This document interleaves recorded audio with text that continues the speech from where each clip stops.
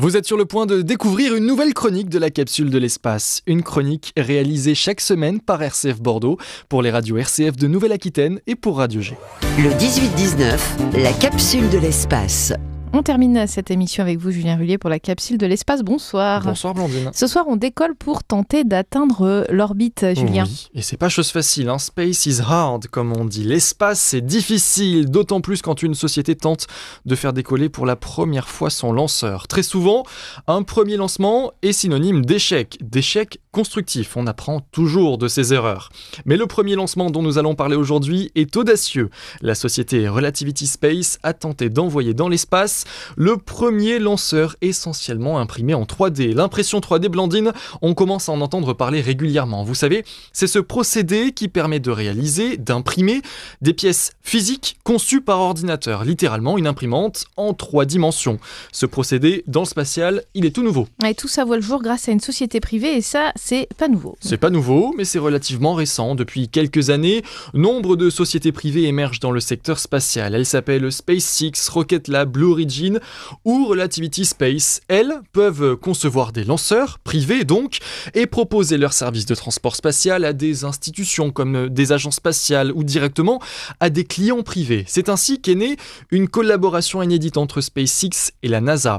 L'entreprise privée d'Elon Musk s'est vue attribuer un contrat visant à transporter fret et astronautes jusqu'à la Station spatiale internationale. Depuis novembre 2020, leur vaisseau Crew Dragon effectue des rotations régulières entre Cap Canaveral et l'ISS. Jusqu'à 4 astronautes peuvent s'y trouver. En mai 2023, c'est cette fois-ci la société Rocket Lab qui devrait lancer une nouvelle constellation de satellites d'observation météorologique pour le compte de la NASA. Et de nombreuses sociétés privées ont aussi pris part au programme lunaire Artemis. Après avoir sélectionné le futur vaisseau Starship de SpaceX pour transporter les équipages jusqu'à la surface lunaire, la NASA s'ouvre à la concurrence et a ouvert un nouvel appel à candidature qui permettra le retour de l'homme sur la Lune. Une chose est sûre, Blandine, ce sera un acteur privé. Le couple public-privé a donc encore de beaux jours devant lui, mais pourquoi vouloir à tout prix imprimer un lanceur en 3D ? Qu'est-ce que ça apporte de plus ? C'est bien moins cher, Blandine. L'argument du coût a toujours été d'actualité, mais il l'est d'autant plus aujourd'hui que les sociétés privées doivent être rentables et même plus, faire des bénéfices. Une société doit rapporter. L'autre point, c'est l'audace et l'innovation.